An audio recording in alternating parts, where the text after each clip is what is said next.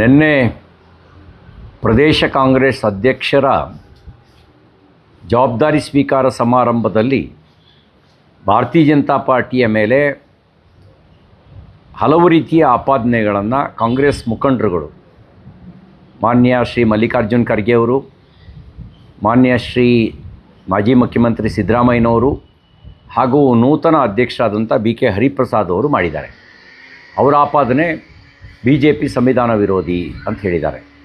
ಯಾರು ಸಂವಿಧಾನ ವಿರೋಧಿ? ಸಂವಿಧಾನಕ್ಕೆ ಇದುವರೆಗೂ ಆಗಿರುವ ತಿದ್ದುಪಡಿಗಳು 106. ಅದರಲ್ಲಿ 75ಕ್ಕೂ ಹೆಚ್ಚು ತಿದ್ದುಪಡಿಗಳನ್ನು ಮಾಡಿದ್ದು ಕಾಂಗ್ರೆಸ್ ಪಾರ್ಟಿ. ತಿದ್ದುಪಡಿಯನ್ನು ತನ್ನ ಸ್ವಾರ್ಥಕ್ಕಾಗಿ ಮಾಡಿದ್ದು ಕಾಂಗ್ರೆಸ್ ಪಾರ್ಟಿ. ಅಧಿಕಾರ ದುರುಪಯೋಗ ಪಡಿಸ್ಕೊಳ್ಳೋಕೆ ಮಾಡಿದ್ದು ಕೂಡ ಕಾಂಗ್ರೆಸ್ ಪಾರ್ಟಿ. ತುರ್ತು ಪರಿಸ್ಥಿತಿ ಹೇರಿ ಪ್ರಜಾಪ್ರಭುತ್ವದ ಕತ್ತು ಹಿಸುಕಿ ಸಂವಿಧಾನದಲ್ಲಿ ಕೊಟ್ಟಂಥ ಮೂಲಭೂತ ಹಕ್ಕುಗಳನ್ನೇ ಮೊಟಕುಗೊಳಿಸಿ ವಿಪಕ್ಷದ ನಾಯಕರುಗಳನ್ನು ಜೈಲಿಗೆ ಇಟ್ಟಿದ್ದು ಕಾಂಗ್ರೆಸ್ ಪಾರ್ಟಿ. ಪ್ರಜಾಪ್ರಭುತ್ವ ವಿರೋಧಿಗಳೂ ಕಾಂಗ್ರೆಸ್ಸಿಗರೇ, ಸಂವಿಧಾನ ವಿರೋಧಿಗಳೂ ಕಾಂಗ್ರೆಸ್ಸಿಗರೇ. ತುರ್ತು ಪರಿಸ್ಥಿತಿಯ ಸಂದರ್ಭದಲ್ಲಿ ಯಾವುದೇ ಚರ್ಚೆಯನ್ನು ಮಾಡದೆ ಸಂವಿಧಾನದ ಒಳಗೆ ಸಮಾಜವಾದಿ ಮತ್ತು ಜಾತ್ಯತೀತ ಅನ್ನುವ ಪದವನ್ನು ತುರುಕಿದ್ದು ಕಾಂಗ್ರೆಸ್ ಪಾರ್ಟಿ.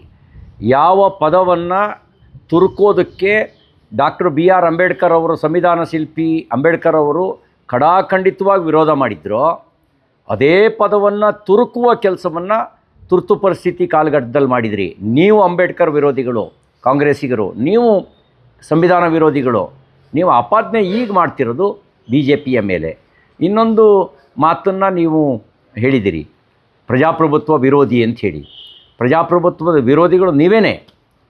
ಈ ಪ್ರಜಾಪ್ರಭುತ್ವ ವ್ಯವಸ್ಥೆ ಒಳಗೆ ಜನರ ನಡುವಿಂದ ನಾಯಕತ್ವ ಬರಬೇಕು. ಇವತ್ತು ಪ್ರಧಾನಮಂತ್ರಿ ನರೇಂದ್ರ ಮೋದಿಯವರು ಜನರಿಂದ ಬಂದಂಥ ನಾಯಕತ್ವ. ನಿಮ್ಮ ರಾಹುಲ್ ಗಾಂಧಿ ಜನರಿಂದ ಬಂದ ನಾಯಕತ್ವನಾ? ಅದು ಡೈನಾಸ್ಟಿ ಪಾಲಿಟಿಕ್ಸು, ವಂಶಪಾರಂಪರ್ಯ ನಾಯಕತ್ವ. ನೆಹರು ನಂತರ ಇಂದಿರಾ ಗಾಂಧಿ ನಂತರ ರಾಜೀವ್ ಗಾಂಧಿ ನಂತರ ಸೋನಿಯಾ, ಪ್ರಿಯಾಂಕಾ, ರಾಹುಲ್ ಗಾಂಧಿ ಅನ್ನೋದು ಅದು ವಂಶಪಾರಂಪರ್ಯ ರಾಜಕಾರಣ. ಇವರು ಪ್ರಜಾಪ್ರಭುತ್ವದ ವಿರೋಧಿಗಳು. ರಾಜಪ್ರಭುತ್ವದ ಮಾನಸಿಕತೆಯಲ್ಲಿ ರಾಜಕಾರಣ ಮಾಡ್ತಕ್ಕಂಥವರು ಪ್ರಜಾಪ್ರಭುತ್ವದ ವಿರೋಧಿಗಳು. ನೈಜ ಪ್ರಜಾಪ್ರಭುತ್ವದ ಲಕ್ಷಣವೇ ಜನರ ನಡುವೆ ಜನರ ಬದುಕನ್ನು ಆಧರಿಸಿ ಜನಪರ ಹೋರಾಟ ಮಾಡಿ, ಜನಪರ ಕಾರ್ಯ ಮಾಡಿ ರಾಜಕಾರಣ ಮಾಡ್ತಕ್ಕಂಥ ರಾಜಕಾರಣ ಇದೆಯಲ್ಲ, ಅದು ಪ್ರಜಾಪ್ರಭುತ್ವದ ನೈಜ ಆಶಯವನ್ನು ಬಿಂಬಿಸುತ್ತೆ. ವಂಶಪಾರಂಪರ್ಯವಾಗಿ ಬರ್ತಕ್ಕಂಥ ಅದರಿಂದ ಮಾಡ್ತಕ್ಕಂಥ ರಾಜಕಾರಣ ಪ್ರಜಾಪ್ರಭುತ್ವ ವಿರೋಧಿಯಾಗಿರ್ತಕ್ಕಂಥ ರಾಜಕಾರಣ.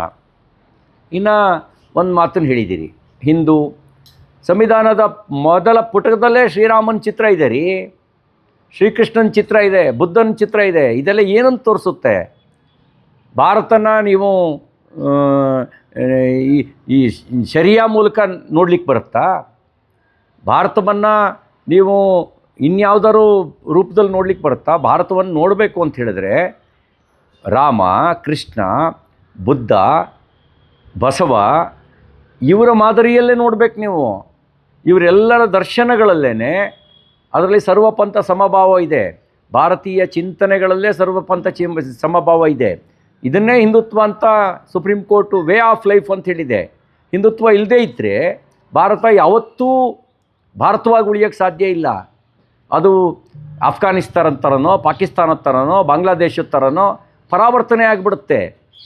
ಆ ಪರಿವರ್ತನೆ ಆಗಬಾರ್ದು ಅನ್ನೋದೇ ನಮ್ಮ ಆಶಯ. ಅದಕ್ಕಾಗಿ ನಾವು ಅಭಿವೃದ್ಧಿಯ ಜೊತೆಗೆ ಬಡವರ ಕಲ್ಯಾಣದ ಜೊತೆಗೆ ಭಾರತವಾಗಿ ಉಳಿಬೇಕು ಅನ್ನೋ ಕಾರಣಕ್ಕೆ ಭಾರತೀಯ ಜನತಾ ಪಾರ್ಟಿ, ರಾಷ್ಟ್ರೀಯ ಸ್ವಯಂ ಸೇವಕ ಸಂಘ ಸಾರ್ವಜನಿಕರ ನಡುವೆ, ಜನರ ನಡುವೆ ಕೆಲಸ ಮಾಡ್ತಾಯಿದೆ. ನಿಮ್ಮ ಉದ್ದೇಶ ಏನು? ನಿಮ್ಮ ಉದ್ದೇಶ ಈ ಭಾರತವನ್ನು ಏನು ಮಾಡಬೇಕು ಅಂತ ಹೊರಟಿದ್ದೀರಿ? ಶರಿಯಾ ಕ್ಯಾಪಿಟಲ್ ಮಾಡಬೇಕು ಅಂತ ಹೊರಟಿದ್ದೀರಾ? ಈ ನಿಮ್ಮ ಮಾನಸಿಕತೆ, ಈ ಒಂದು ಮಾನಸಿಕತೆಯ ಕಾರಣಕ್ಕೇ ನೀವು ಅಧಿಕಾರದಲ್ಲಿದ್ದ ರಾಜ್ಯಗಳಲ್ಲೆಲ್ಲ ಅಧಿಕಾರ ಕಳ್ಕೊಳ್ತಾ ಬಂದ್ರಿ.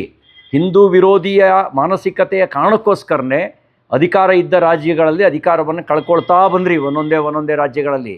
ಹಾಗೆ ಕಳ್ಕೊಳ್ತಾ ಬಂದವರಿಗೆ ಇನ್ನು ಉಳಿದಿರುವ ಈ 1, 2, 3 ರಾಜ್ಯಗಳಲ್ಲೂ ಕೂಡ ನೀವು ಅಧಿಕಾರ ಕಳ್ಕೊಳ್ಳೋದು ಗ್ಯಾರಂಟಿ. ಇದೇ ರೀತಿ ಹಿಂದೂ ವಿರೋಧಿ ಮಾನಸಿಕತೆಯನ್ನು ಇಟ್ಕೊಂಡು ರಾಜಕಾರಣ ಮಾಡಿದ್ರೆ ನೀವು ಇಲ್ಲೂ ಅಧಿಕಾರ ಕಳ್ಕೊಳ್ಳೋದು ಗ್ಯಾರಂಟಿ. प्रदेश कांग्रेस अध्यक्ष ने जिम्मेदारी स्वीकार किया कर्नाटक में। उस समय एआईसीसी प्रेसिडेंट श्री मल्लिकार्जुन खड़गे, पूर्व मुख्यमंत्री श्री सिद्धरामैया जी, उन्होंने कहा भाजपा संविधान विरोधी है, भाजपा लोकतंत्र का खिलाफ है, ऐसा भाजपा सर्वाधिकारी मानसिकता से काम कर रहा है, ऐसा कहा। हम उनको पूछना चाहता हूँ, एसआईआर के बारे में सुप्रीम कोर्ट जजमेंट दिया, उसके बाद में भी एसआईआर के विरोध करने वाला कौन है? वो लोग संविधान विरोधी होता है। संविधान को 75 के ज़्यादा बार संशोधन किया गया। कांग्रेस किसके लिए किया?